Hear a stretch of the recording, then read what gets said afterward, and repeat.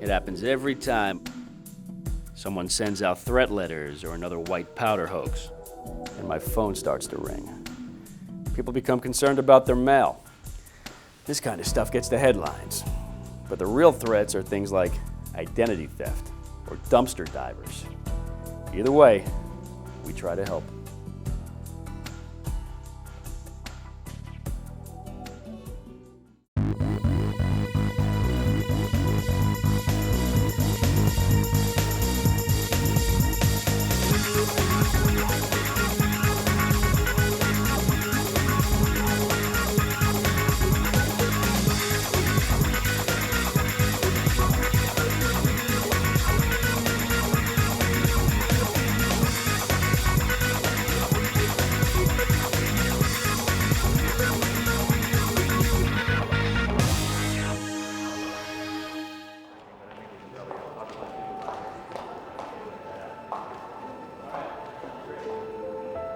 Mr. Hopewell.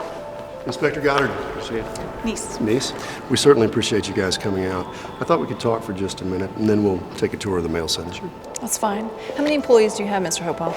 Well, at this location, counting the front office, 2,100. We receive mail from about 2/3 that number. Most of our products go out by truck, but we are responsible for about 1,000 pieces of mail a day. You mentioned on the phone that you had some concerns. Well, yeah, like everybody else, we're concerned about terrorism, things being sent through the mail. We understand your concerns, but your company isn't likely to be a target. Oh, really? In fact, threats in the mail are very rare. It's like 1 in billions. Many organizations are concerned about being the target of extremists. That's even more rare. You know, the very few cases of truly dangerous threats that we see, nearly all of them are very personal and are intended for one specific target. Well, you know, we've never prompted any protests here at this company, but we have had some employees' personal problems that have caused us concern. That's why it's still important to have a plan for dealing with suspicious mail and packages. Like you probably have a plan for dealing with workplace violence. Sure. Even hoaxes or false alarms can really disrupt an operation. I brought along some posters. This is our suspicious mail poster. It'll really help your employees learn the obvious things to look for. Excessive postage, stains all over this, too much tape. Mail like this would stand out like a sore thumb here. And you want your employees to be alert to these type of signs, but sometimes dangerous packages don't look all that different from regular mail. So it's important for you to have a plan that takes an all hazards approach. Okay, well, what do you suggest? Well, it's fairly straightforward. If one of your employees receives a package they weren't expecting or, looks a little unusual, just make sure they attempt to verify the package with the sender before they open it. Usually a phone call, clear things right up. Sounds reasonable.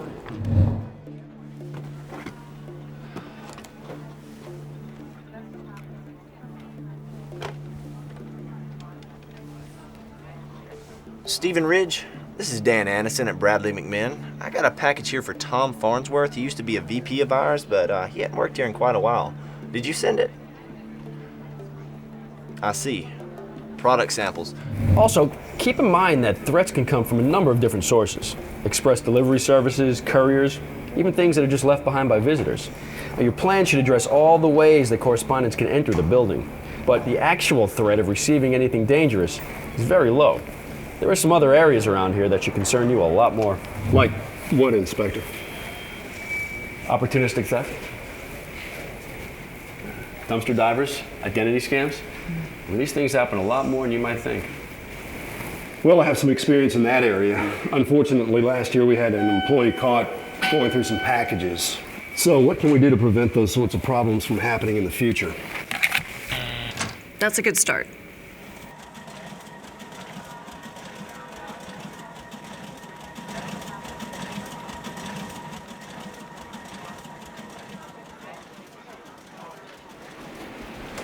We mentioned opportunistic theft. That can be things like employees pilfering small items like cash, gift cards, books, DVDs. Well, our employees don't typically handle much cash. It's a really good policy. Think about it. If someone's sorting the mail and they see a birthday card that's been mailed from out of state, there's a really good chance there's going to be something of value in there. Maybe a gift card. It'd be really tempting, especially for a new worker or temporary employee. You know, that's exactly what happened last Christmas. What can we do to stop that from happening again? You can ask employees not to receive personal mail at work. You can install security cameras. Employees are less likely to be tempted that way. Okay. Completely understand. We'll do our best to get it out, but like I said, there's no Hey, hold up a second. Where's this go?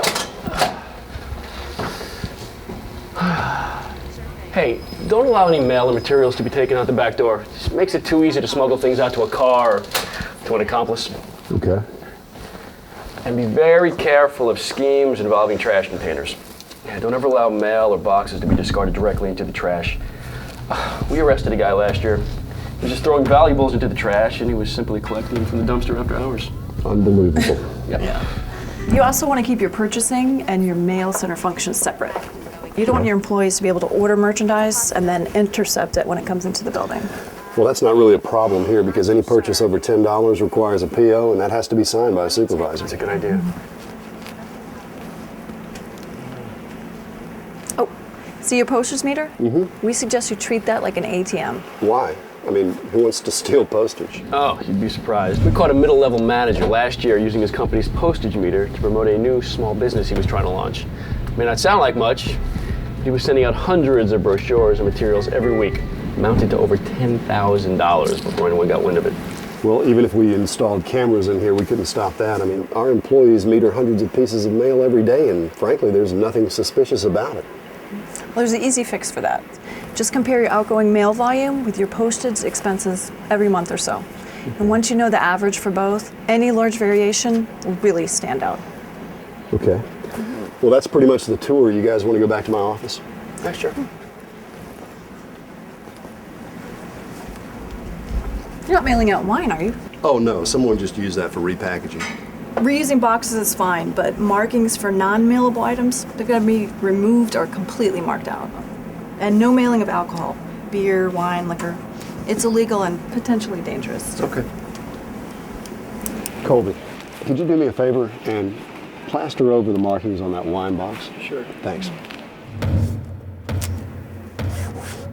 Well, we've gone through all the aspects of our security survey, and overall, we think you're in good shape. Physical security of your building is excellent. And our only suggestions are operational or involve reducing opportunities for crime. Well, that's nice to hear, but what about the areas where we need improvement? Have you given much thought to identity theft? Actually, we have. You mentioned dumpster diving earlier. We have a policy here that all discarded mail go to the shredder before it goes to the trash. And after your suggestion about the packaging, I'm going to implement a policy that all boxes be broken down as well. Good. That's really good. We did notice that your employees have access to the personnel database. Yes, they do. Is that a problem? Well, it could be. It could be an opening for ID theft. You might want to consider limiting the number of employees that have access. And it'd be a really good idea if you separate personal information, like home addresses, social security numbers from the company directory. I don't believe there's any personal data in that database, but I will check with HR just to make sure. Have you thought about illegal drugs being shipped through here? Through the mail? Yeah, it happens. We've arrested people who've had illegal drugs shipped to their office or mail center, sent it to their homes. They think they're less likely to get caught that way. Remember that case Nichols worked in Chicago last year? Kid was working in a mailroom at a college there, and he decided to create a fictional student. Gave him his own mailbox and everything.